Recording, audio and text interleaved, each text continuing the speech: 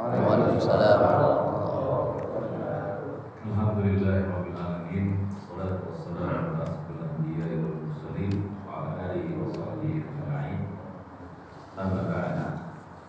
Saudara-saudaraku jemaah salat subuh Masjid Nawawi sallallahu alaihi wasallam, senantiasa menjaga kalian, menjaga keluarga kalian, menjaga keluarga kaum muslimin di mana saja mereka berada. Dan semoga Allah Azza wa Jalla menerima salat subuh kita. Amin. Menjaga salat-salat kita dan memaafkan kesalahan-kesalahan dari salat-salat kita. Ketahuilah bahwasanya tidak ada tujuan dari bapak-bapak dan hadirin sekalian dalam beribadah kecuali ingin melihat hasilnya di sisi Allah Subhanahu wa taala. Adakah di antara kalian yang menghabiskan waktunya untuk beribadah ke masjid atau di rumah bersama keluarga tanpa mengharap balasan itu dari Allah Azza wa Jalla? Tentu tidak ada di antara kita yang demikian.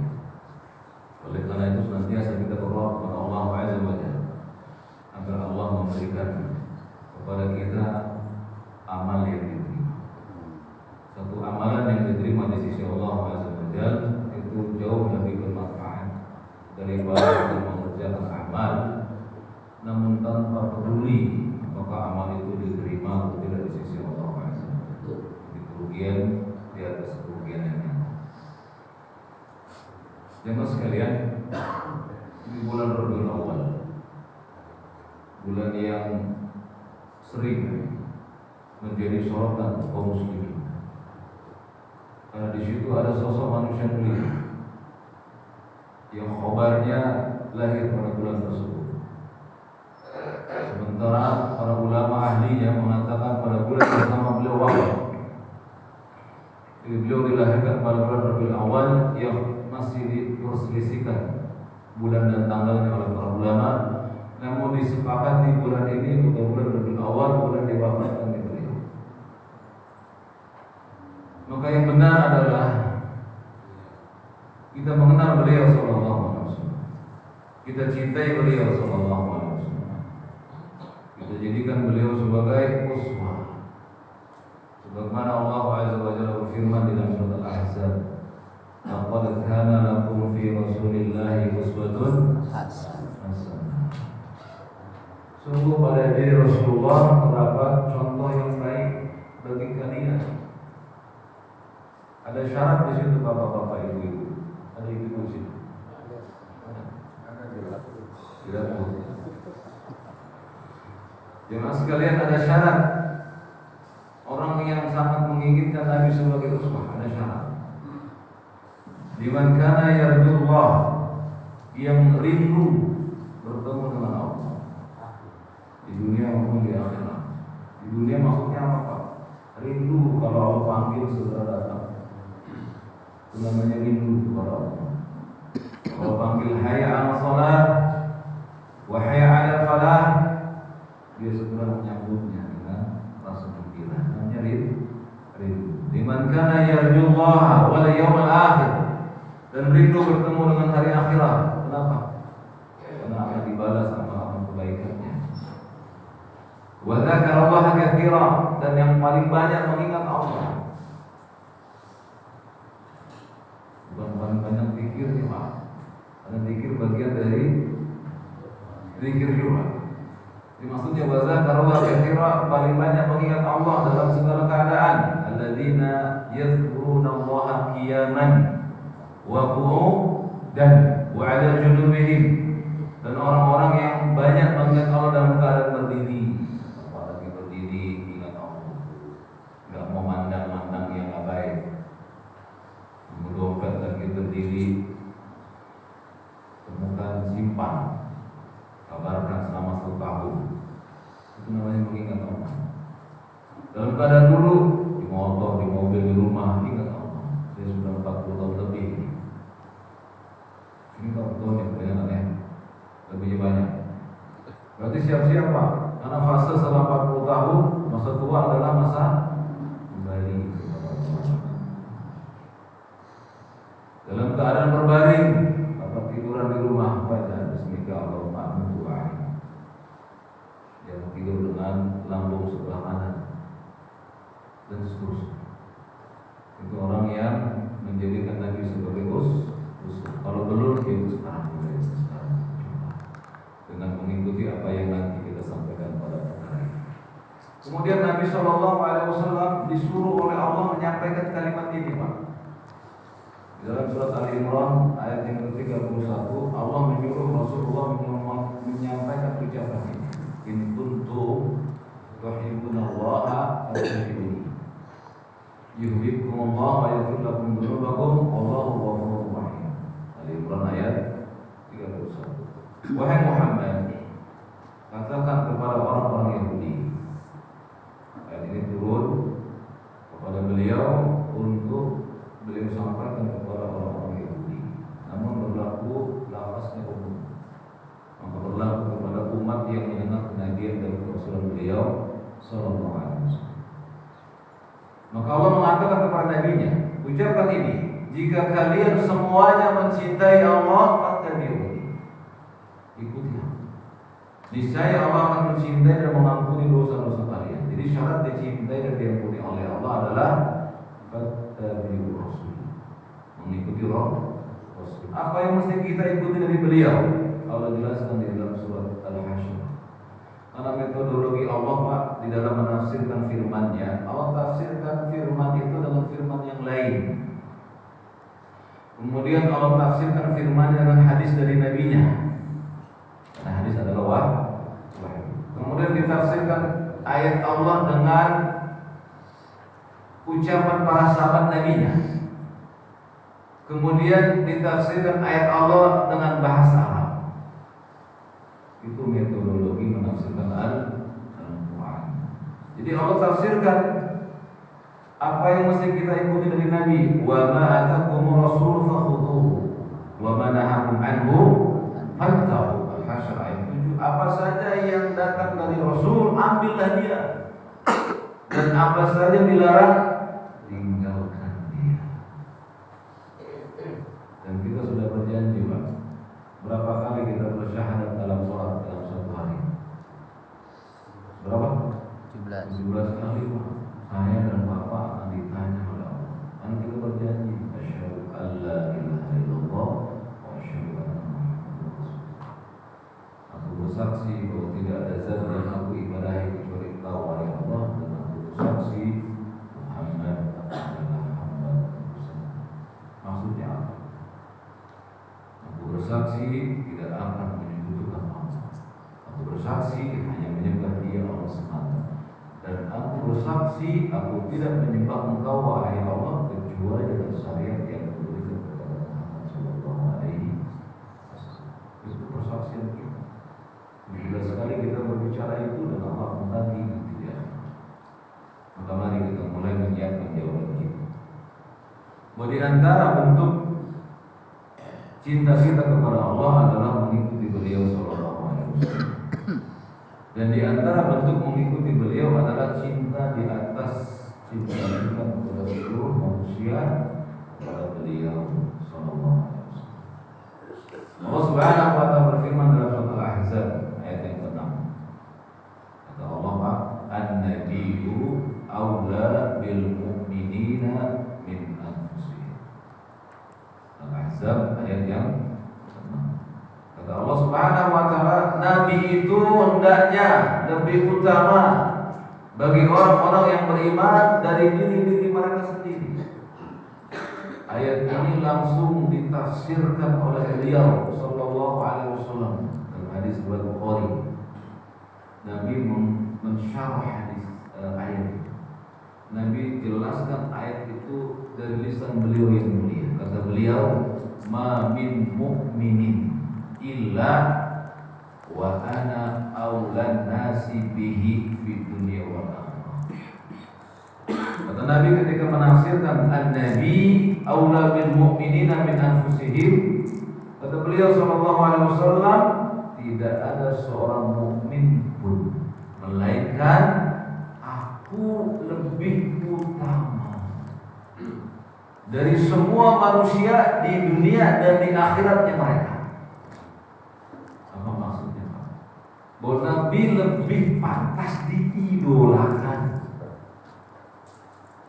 Kalau bapak masih punya idola, maka nggak boleh idola bapak itu sama dengan idola kita kepada beliau. Sama nggak boleh sama. Kita bersedih ketika banyak saudara-saudara kita wafat dan idolakannya beliau. Tidak, nyawanya hilang. Padahal seorang muslim berjanji bahwa idolanya adalah Rasulullah SAW. Ya, jadi kita idolakan beliau di atas seluruh manusia, bahkan kepada anak dan istri kita dan orang tua kita tidak boleh kecintaan kita kepada mereka melebihi cinta kita kepadanya. Apa dalilnya? Ucapan beliau sallallahu alaihi wasallam, kata Nabi yang mulia alaihi salatu wasallam, la yu'minu ahadukum hatta akuna ahabba ilai min waladihi wa walidihi wa nasi ajma'in. Kata beliau sallallahu alaihi wasallam, tidak sempurna iman di antara kalian semua, para sahabat dan kita, sampai aku kalian cintai lebih dari cinta kalian kepada anak kalian, bapak dan ibu kalian, serta semua manusia yang ada di sisi kalian. Siapa yang mengucapkan ini? Nabi sallallahu alaihi wasallam. Yang ucapannya bukanlah hawa nafsu. Allah mensifati ucapan beliau, wa mayantiku anil hawa. Yang diucapkan bukan hawa nafsu. In huwa illa wahyu, melainkan wahyu yang turun kepadanya. Mari Pak, kita betulkan cinta kita kepada beliau dengan cara mengikuti apa yang datang dari beliau. Dan beliau bersabda, innamal ulama'u warathatul anbiya, bahwa sesungguhnya ulama-ulama setelah beliau adalah pewaris beliau. Siapa mereka? Pertama, para sahabatnya. Yang kedua, muridnya para sahabatnya. Tabi'in. Yang ketiga, muridnya para tabi'in. Tabi'ut, tabi'in. Dan semua yang mengikuti jejak-jejaknya. Ya, itulah orang-orang yang disuruh oleh Nabi kita mencintai mereka. Nabi bersabda, khairun nasi qarni, tsumma alladziina yalunahum, tsumma alladziina yalunahum. Sebaik-baik manusia adalah generasiku. Siapa mereka? Sahabat. Tsumma alladziina yalunahum, kemudian setelah sahabat tadi, tsumma alladziina yalunahum, kemudian setelah tadi, khairut tabi'in. 3 generasi terbaik manusia yang dimasukkan oleh Allah dan Rasulnya ke dalam mahligai ilmiah. Sahabat, tabi'in, tabi'in. Maka kita mengikuti mereka yang sudah dijamin surga. Dan akal sehat kita akan mengikuti orang sukses yang telah dicatat kesuksesannya. Dan orang yang sukses itu dalam Islam orang yang telah dijamin surga. Siapa mereka? Allah berfirman, "Was-sabiqunal awwaluna minal muhajirin wal ansar walladzina tabauhum bi ihsanin radhiyallahu anhum wa wa'ada lahum jannatin tajri tahtaha al-anhar khalidina fiha abada dzalika al-fawzul adzim." Orang-orang terdahulu yang masuk Islam dari kalangan muhajirin dan ansar, siapa mereka? Muhajirin dan walladzina tabauhum, dan yang mengikuti mereka. Tabi'in, tabi'in, dan kita insyaallah harus mengikuti mereka. Allah ridho kepada mereka. Kenapa Allah ridho? Karena mereka ridho kepada Allah. Allah sediakan bagi mereka surga yang mengalir sungai-sungai di dalamnya. Mereka kekal dalam surga. Wajib bagi kita untuk mengikuti Nabi Sallallahu Alaihi Wasallam, dan Nabi menyuruh kita untuk berpegang teguh pada sunnah beliau dan sunnah para sahabat. Kata beliau, fa'innahu ya'ish minkum. Kalau kalian berumur panjang, fasaya ikhtilafan katsira, akan kalian lihat perpecahan di umatku ini banyak. Kemudian Nabi selesai, alaikum nabiyina min ba'di. Wajib bagi kalian berpegang teguh kepada sunnahku dan sunnah para sahabatku. Addu 'alaiha bin nawajid. Gigitlah sunnah itu dengan gigi geraham kalian. Di sini ada lomba itu. Gigit siapa? Ada. Pakai terakhir. Pak Ade suka itu. Ya kan? Gak pernah menang. Tahu saya. Kenapa? Gigitnya pakai gigi setan. Coba gigit dengan gigi geraham. Saudara Rasulullah SAW dengan gigi geraham sudah digigit antum selamat dunia orang. Maksudnya gigi geraham ada di depan di belakang. Jadi orang yang ikhlas itu Pak nggak kelihatan oleh manusia. Jadi orang yang pengen ke depan bisa lihat ya. Jadi ingin dilihat, ingin dipuji. Namun pegangannya nggak kokoh. Tapi di belakang nggak kelihatan. Tapi suami jangan di belakang, suami harus di depan. Jadi, kalau perbuatan yang lain di belakang saja, tapi kokoh menurut. Dan di antara perintah beliau kita disuruh mengikuti sahabat dan para ulama setelah sahabat.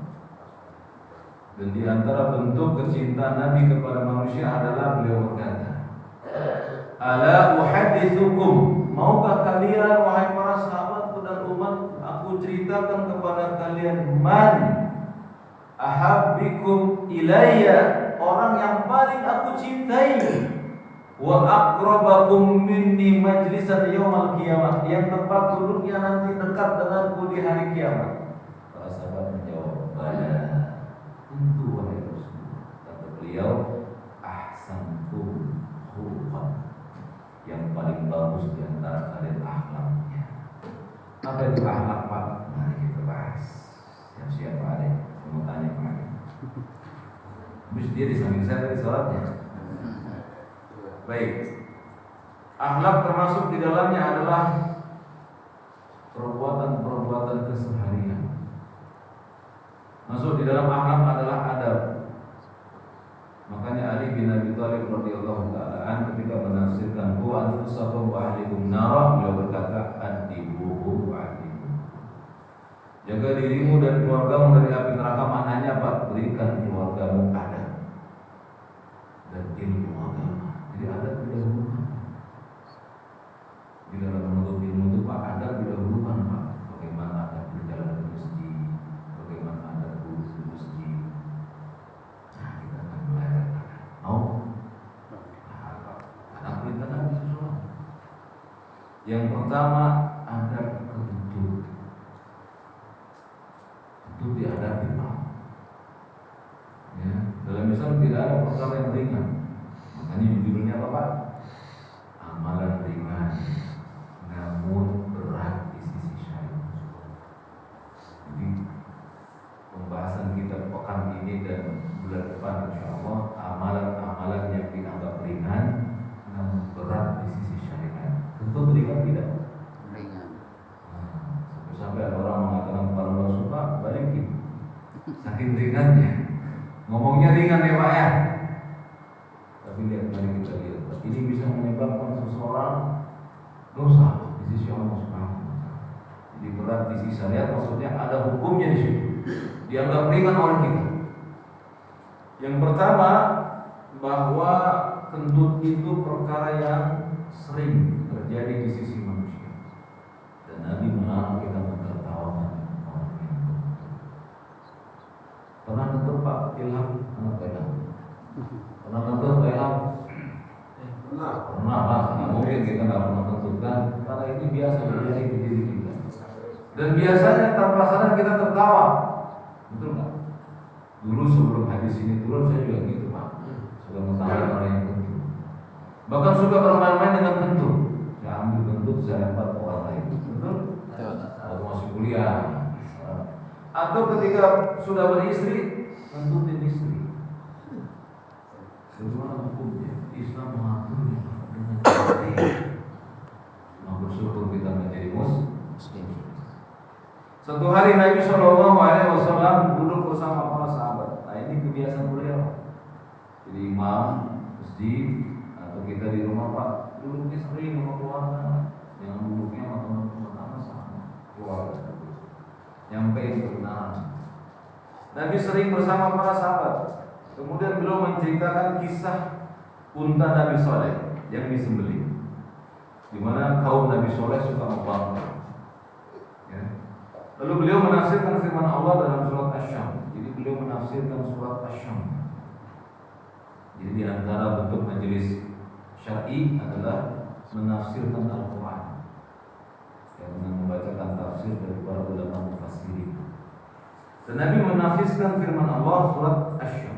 Kemudian beliau mengingkari orang yang tertawa di antara sahabat yang mendengar adanya kentut. Jadi antara majelis kita ada kentut, Pak. Lalu Pak Solihin tertawa. Maka Nabi berkata, ila mayat haku ahadukum mimma yaf'al. Kata beliau sallallahu alaihi wasallam. Hadis sahih dikeluarkan oleh Bukhari dan Muslim.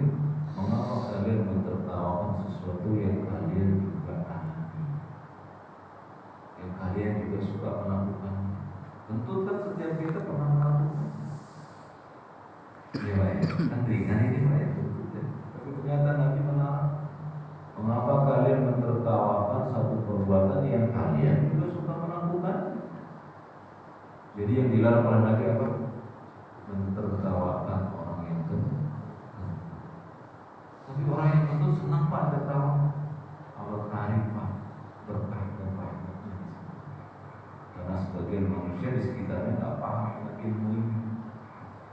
Jadi antara bentuk yang paling ditakutkan oleh para ulama tatkala Allah mengambil ilmu dari dada kaum muslimin sehingga tersebarlah kebodohan. Kita diamkan saja, ya, tidak ada lagi rasa mengingkari kemungkaran. Nah, berbahaya. Kalau dada kaum muslimin hilang, perasaan ingin mengingkari kemungkaran, turunlah azab. Pasti. Kalau untuk baca kisah bagaimana Allah mengazab kaum, itu yang pertama nggak ada yang mengingkari kaum tersebut. Yang kedua, ada yang mengingkari tapi kaum itu dominan mengingkari kebenaran. Kisah kaum Nabi Nuh.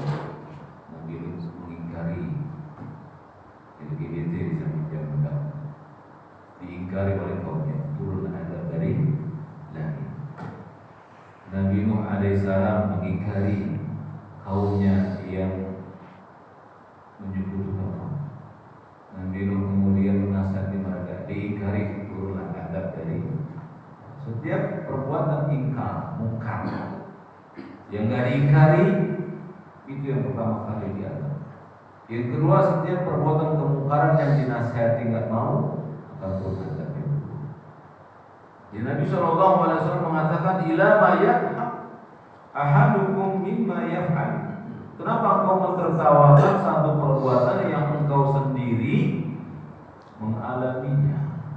Berkata Syekh Mubarakfuri, jadi Bapak sudah saatnya mengenal orang-orang soleh dari kalangan kaum muslimin. Setelah kita mengenal Nabi, mengenal para sahabat, tabi'in, kenalin orang-orang soleh dari ulama-ulama Ahlus Sunnah.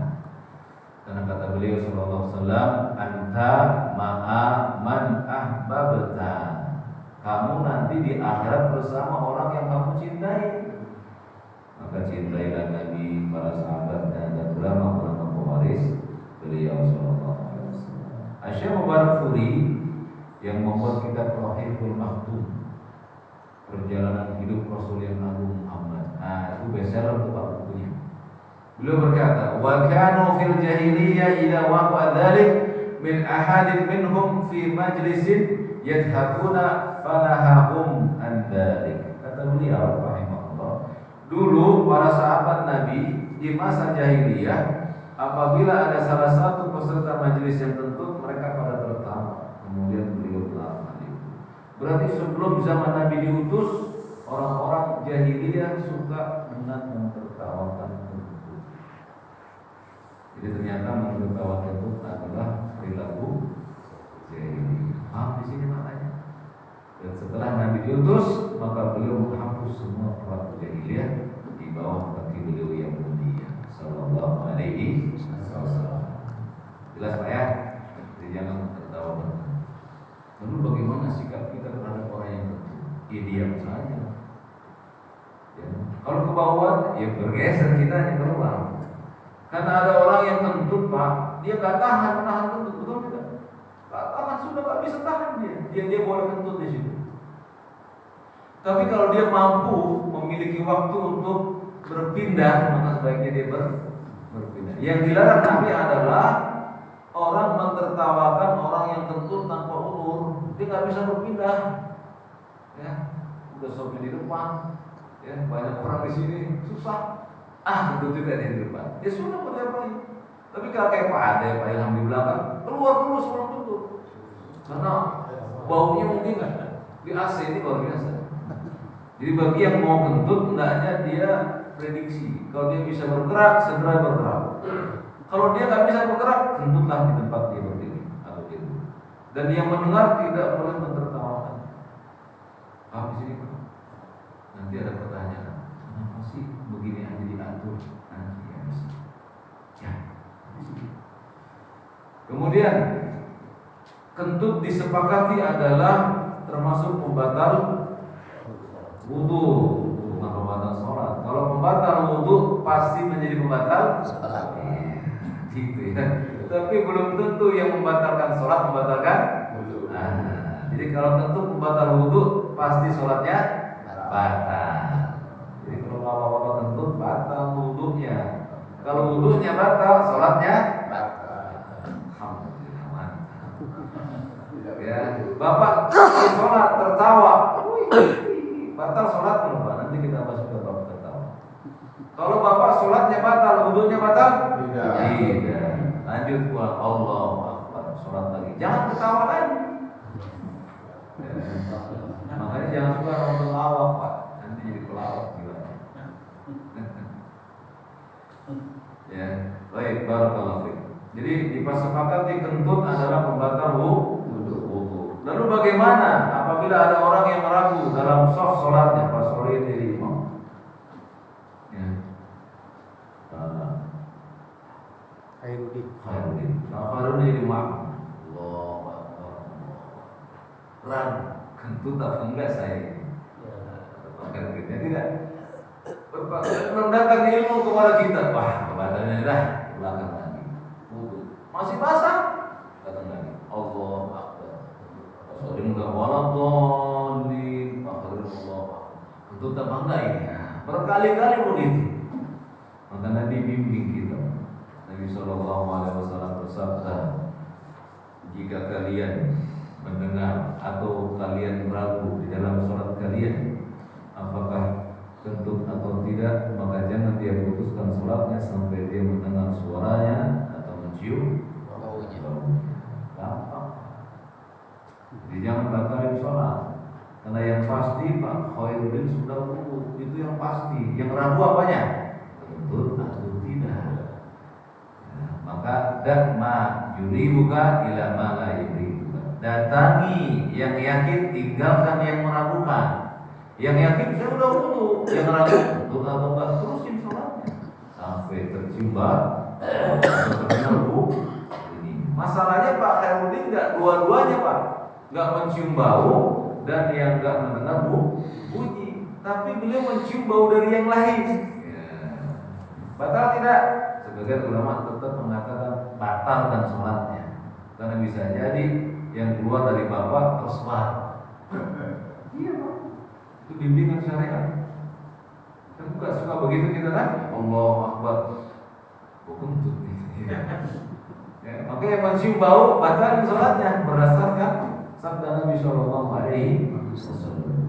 Atau terdengar bunyinya, batal dia. Tapi kalau yang dia dengar punya orang lain, dia jangan batalkan. Paham ya? Baik, barakallahu fiik. Itu perkara kentut diatur oleh Nabi yang mulia Sallallahu Alaihi Wasallam. Kalau kentut saja diatur, apalagi negara. Betul tidak? Islam mengatur perkara kentut, apalagi negara diatur oleh Islam.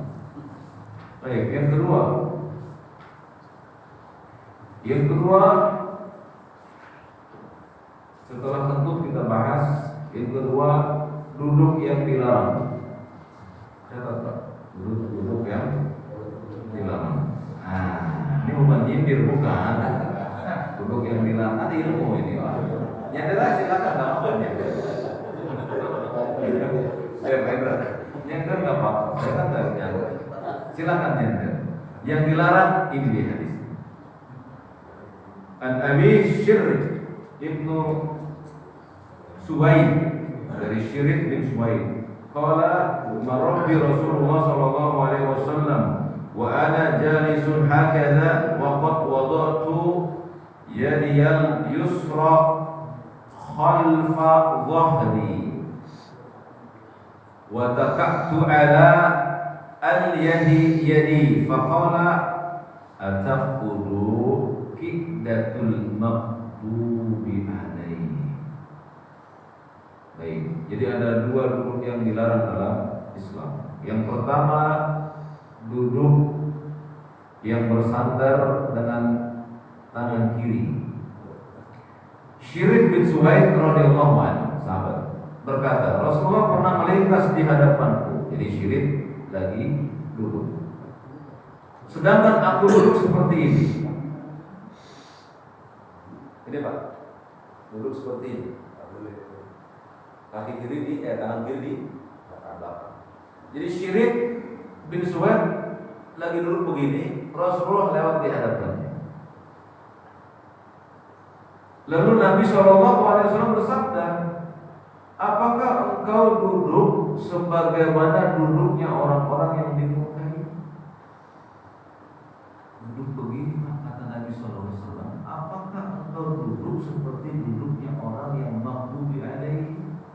Dan kalimat al-maghdubi alaihim ini lari kepada Al-Fatihah ayat terakhir. Apa itu Pak? Bukan orang-orang yang murkai.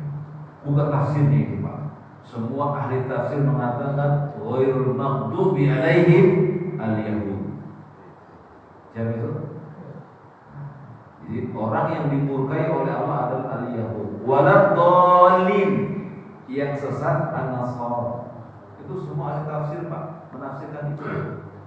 Al-Qurtubi, At-Tabari, Ibnu Katsir, sampai yang mutaakhirin, As-Sa'di, semuanya menafsirkan maghdubi alaihim, orang yang Allah murkai adalah al-yahud. Waladhdallin an-nasara. Kenapa Yahudi dimurkai oleh Allah? Pak Aden, ada yang tahu? Ya?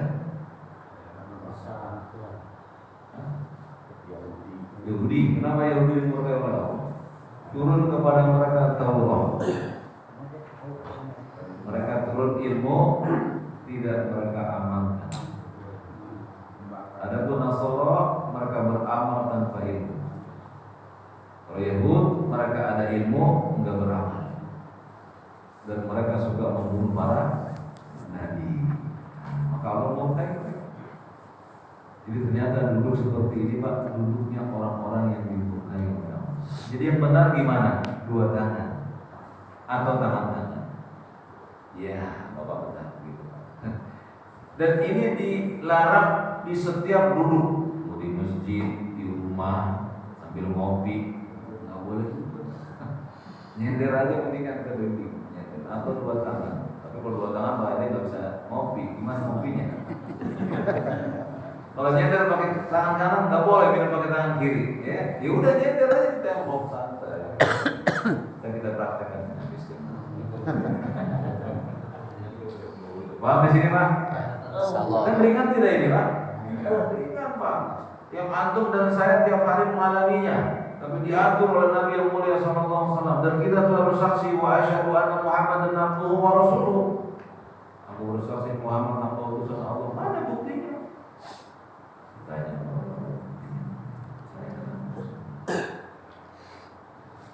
Yang kedua, duduk ihtiba, yaitu duduk dengan merangkul kedua lutut.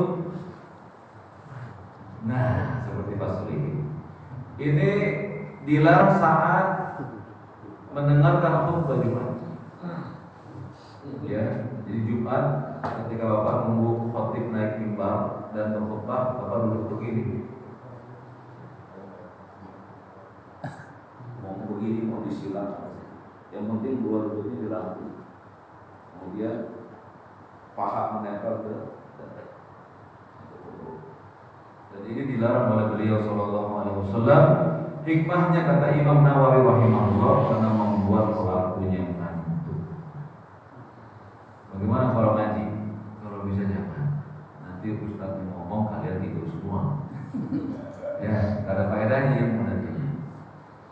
Tapi kalau di khutbah Jumat antum kehilangan satu rukun, yaitu khutbah. Sebagian ulama berpendapat orang yang tertidur saat khutbah Jumat tidak ada Jumat baginya, tapi dia tetap harus Jumatan bersama imam. Di rumah dia wajib sholat zuhur karena kehilangan Jumat, karena tertidur. Dan di antara sebab tidurnya duduknya ihtiba. Tapi Nabi Shallallahu Alaihi Wasallam didapati oleh para sahabat duduk ihtiba di hadapan Ka'bah Baitullah saat tidak sholat. Berarti duduk ihtiba boleh saat tidak atau tidak mendengarkan khutbah.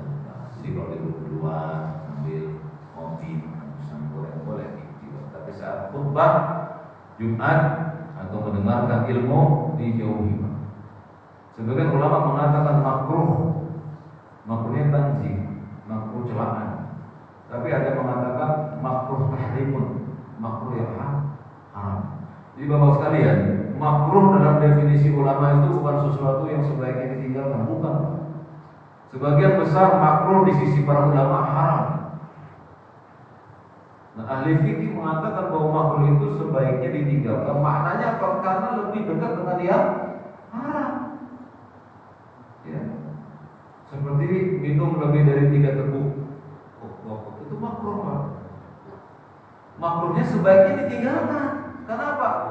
Karena Nabi menyuruh 3 teguk. Berhenti. Ya. Jadi makruhnya adalah makruh yang mendekati haram.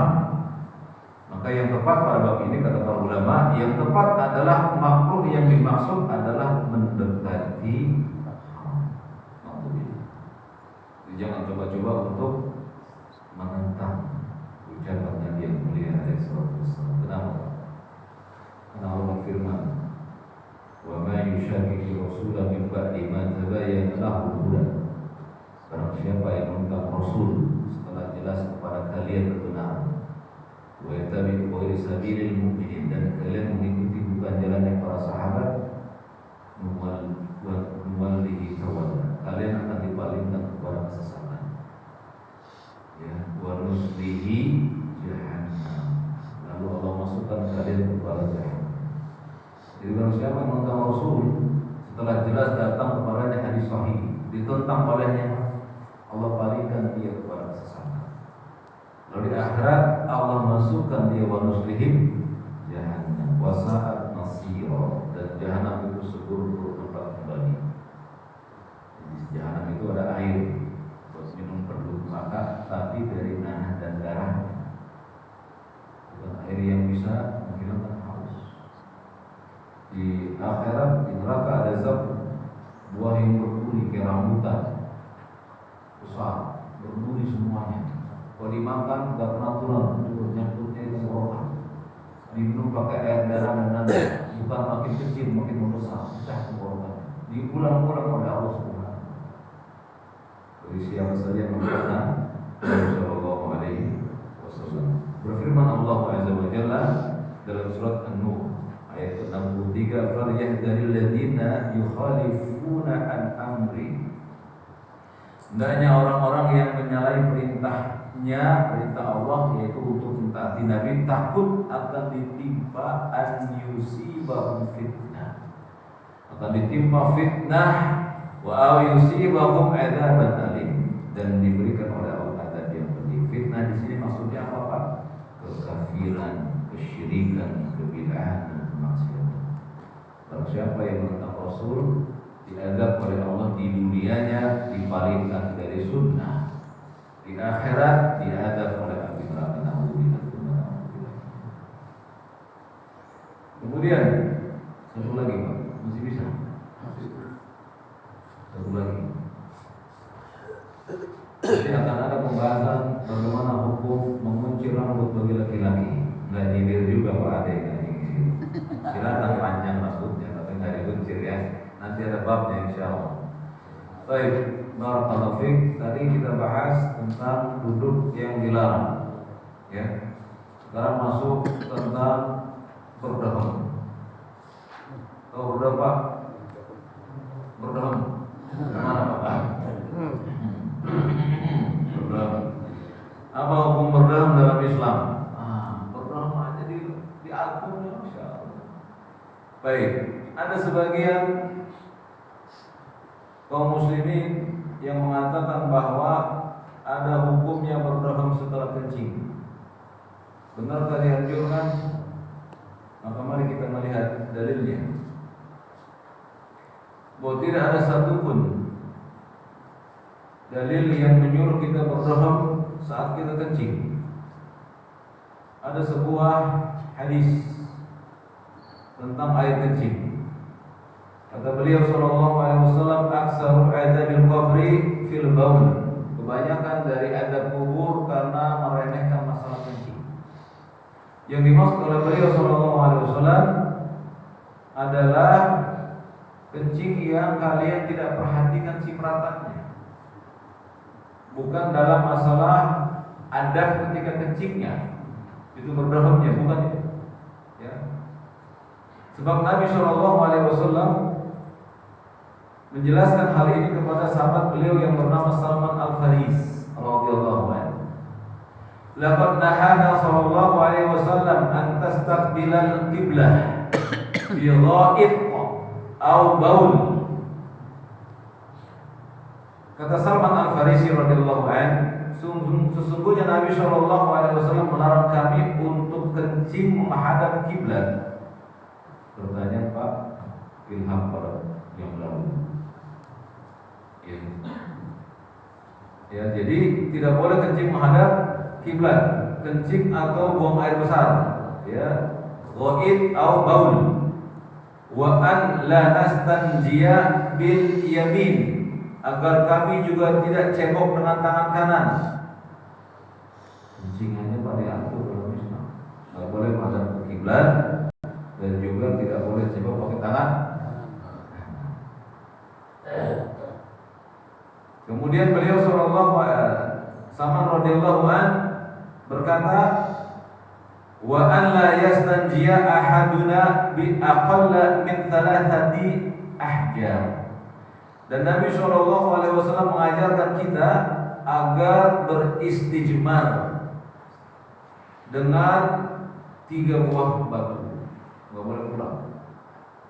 Apa sih istijmar? Membersihkan kotoran. Ya, dari kubur maupun dulu dengan batu yang nggak boleh kurang dari 3. Jadi mesti ada 3 batu Pak. Kalau Bapak nggak ada air, cari batu 3, bersihin. Terutama kotoran BAB. 1 batu, 2 batu, 3 batu. Yang kurang dari 3. Kenapa? Nabi yang nyuruh. Kalau kurang dari 2 batu, kurang suci nanti. Pasti. Saya pernah coba gitu Pak. Jadi caranya Pak, kita praktekkan hadis Nabi ini dulu. Bapak BAB, ambil batu 3, pasti bersih. Walaupun kita nggak nyaman, tidak. Tapi jangan takut Pak, karena ucapan beliau suka bermanfaat dan pasti bermanfaat. Dan dilarang dengan kotoran yang kering atau tulang, karena tulang itu makanannya ya, jadi nggak boleh beristijmar dengan kurang dari 3 batu dan nggak boleh dari kotoran yang kering serta dari tulang. Nah, kemudian Pak, ada sebuah hadis yang berbunyi begini. Dari Suraqah bin Malik radhiyallahu anhu, beliau mengatakan, anna Nabi sallallahu alaihi wasallam qala, ya na'atan ka al yasri wa anatan sabal yamni Nabi Shallallahu Alaihi Wasallam memerintahkan kami untuk jongkok dengan duduk di atas tumit kaki kiri dan menegakkan kaki kanannya saat kencing. Tapi hadis ini disampaikan oleh para ulama Islam, hadis ini dhaif. Dijelaskan oleh Al-Imam An-Nawawi dalam kitab beliau Al-Majmu' Syarah. Jadi ada sebagian orang kencing dengan jongkok dengan duduk di atas tumit kaki kiri dan menegakkan kaki kanan.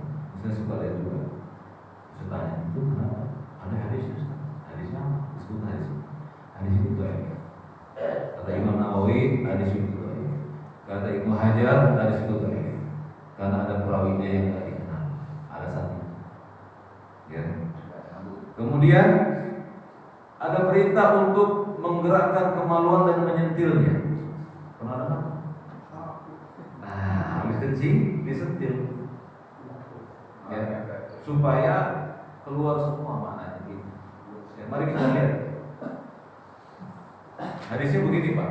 Ini hadis. Idza bara ahadukum falyatanthur dzakar salata marrat. Kalau kalian habis kencing, hendaknya gerakan zakar kalian atau sentil dengan 3 kali sentilan. Hadis ini palsu.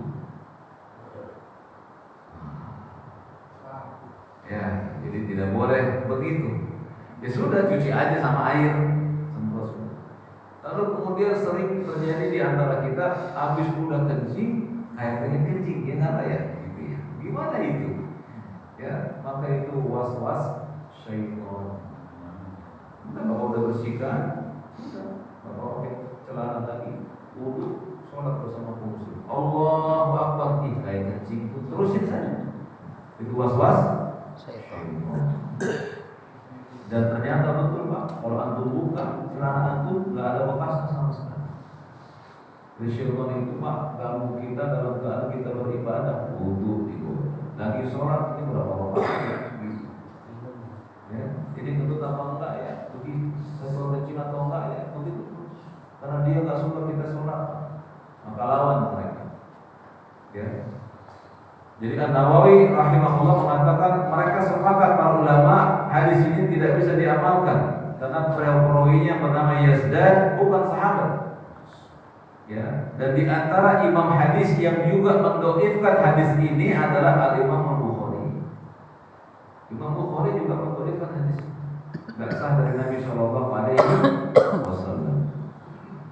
Kemudian adakah anjuran yang untuk berdoa ketika kencing? Mari kita lihat. Para ulama sepakat bahwa untuk berdoa kami tidak menjumpai dalil. Syekhul Islam Ibnu Taimiyah berkata, untuk orang yang selesai kencing agar lebih bersih, apakah harus berdoa? Apakah harus menyentil kemaluannya? Maka beliau rahimahullah taala berkata, berdoa setelah kencing dan menggerak-gerakkan farji, menyentilnya, mengurutnya atau semacamnya, semuanya itu tidak ada dalil dari Nabi Shallallahu Alaihi Wasallam. Tidak wajib, tidak pula sunnah menurut para ulama. Termasuk menyentil zakar, tidak ada ajaran yang menurut pendapat yang benar dan tidak pernah diajarkan Nabi Shallallahu Alaihi Wasallam. Jadi yang benar gimana, Pak? Ya kencing saja. Kencing boleh jongkok, boleh berdiri. Ya karena Nabi Shallallahu Alaihi Wasallam dialimi oleh Hudzaifah ibnu Yaman tatkala beliau berada di padang pasir, beliau kencing dalam keadaan berdiri. Bagaimana kita jawab? Adapun apabila berdiri cipratannya lebih berbahaya dibanding kencing dalam keadaan jongkok, maka dicari makna yang lebih kecil cipratannya. Nabi mengatakan tadi kebanyakan adab kubur terjadi karena cipratan air kencing. Paham di sini? Barakallahu. Jadi apa yang beliau Shallallahu Alaihi Wasallam sampaikan kepada kita adalah yang terbaik. Dan sebagai umat beliau, apa kewajiban kita, Pak? Sami'na wa ata'na.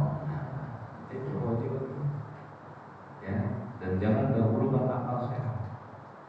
Lalu ada pertanyaan juga Pak dalam kolom ini, bagaimana jika medis itu membuktikan bahwa menyentil zakar setelah buang air kencing mampu mengeluarkan semua sisa air kencing?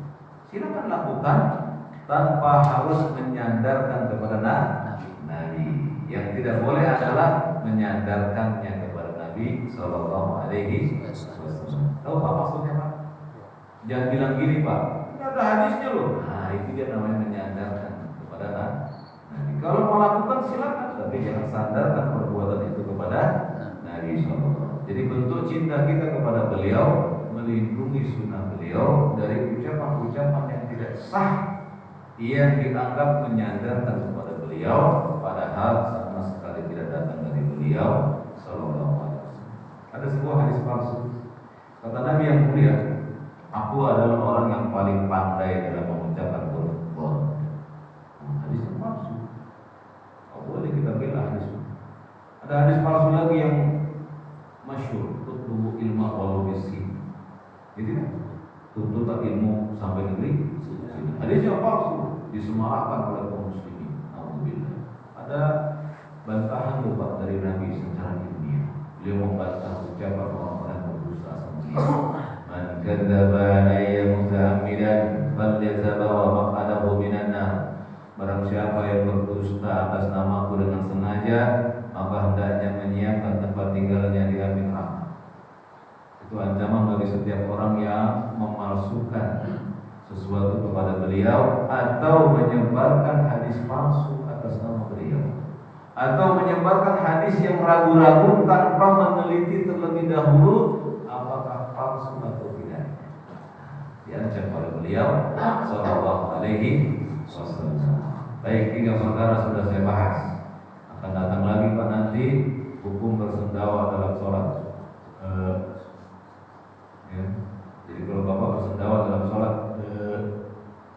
hurufnya lebih dari 2 huruf batal kata sebagian ulama. Allahu Akbar. Berapa huruf? Yang tajwid nih, ada yang tajwid sini bertajwid berapa huruf itu? Ya, berapa harokat?